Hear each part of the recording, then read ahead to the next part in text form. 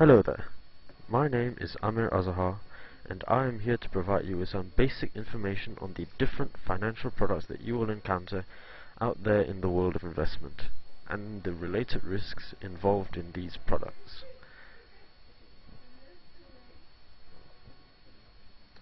Now, on to our first tutorial. First, we will be going through the basics of equity.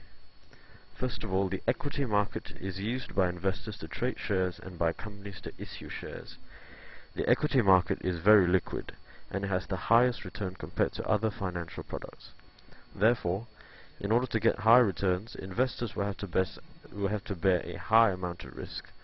Now, the equity market consists of a primary market and a secondary market.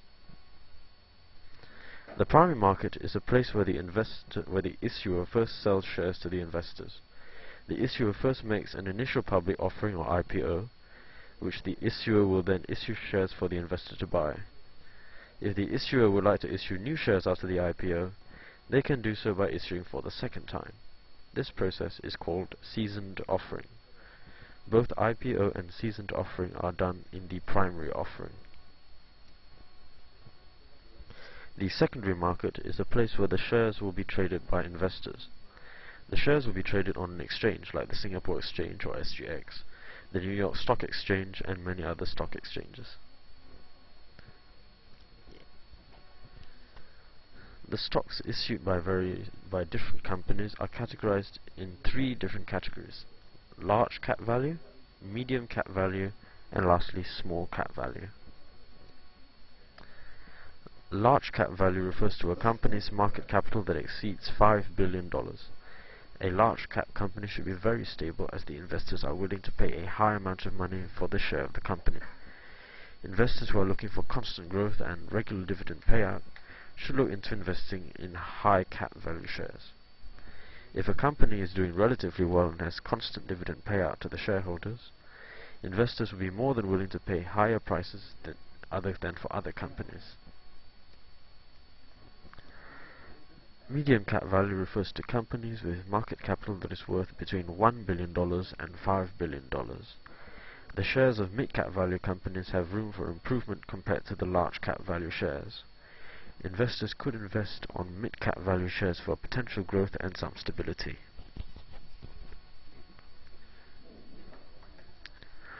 Small cap refers to companies with market capital worth less than $1 billion. Small cap value shares have a greater potential growth compared to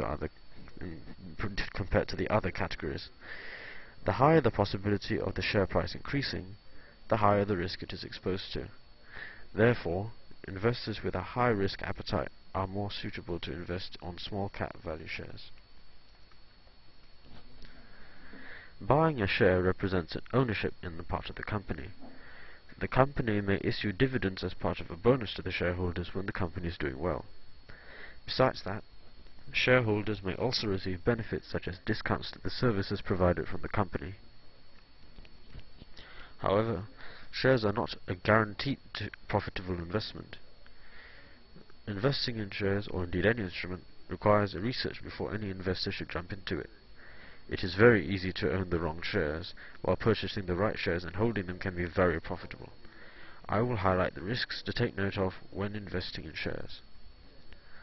One of the risks of investing in stocks is volatility risk. Stock prices usually fluctuate over time. Stocks trading at this price today will not be trading at the same price after a week, a month, or even a year. Investors will usually panic when their stock price begins to drop. They will start selling off their stock when this happens. These investors are known to be prone to volatility risk. However, volatility risk will be reduced when an investor keeps a long-term investment perspective. Valuation risk is another risk to be considered. The price of a stock may not determine the true value of the stock. A company may have little or no debt and is expanding its business, but its earnings are far from the price it is trading. This is because the stock may be overtraded by investors, causing the stock price to be overvalued. There is no room for error when trading in this type of overvalued stock. A small mistake in calculation could cost dearly. Lastly, business risk must also be considered. It is the potential of the loss of value of the stocks through management, financial insolvency and competition. A company may face issues such as fraud, new competition, regulatory changes, loans difficulty, increase in labor and material costs that will face a decline in their earnings. A significant drop in the earnings could pull down the stock prices. In the worst case, the company could face bankruptcy, and shareholders will eventually lose their entire investments. Even if the company sells off its assets, shareholders will only obtain the payout after bondholders. Hence, the best way to reduce this risk is to invest in stocks that are well known and have a certain value in it. We have come to the end of our first tutorial. I hope you have a better understanding of equities, and stay tuned for our next tutorial where I will be discussing bonds. Have a nice day.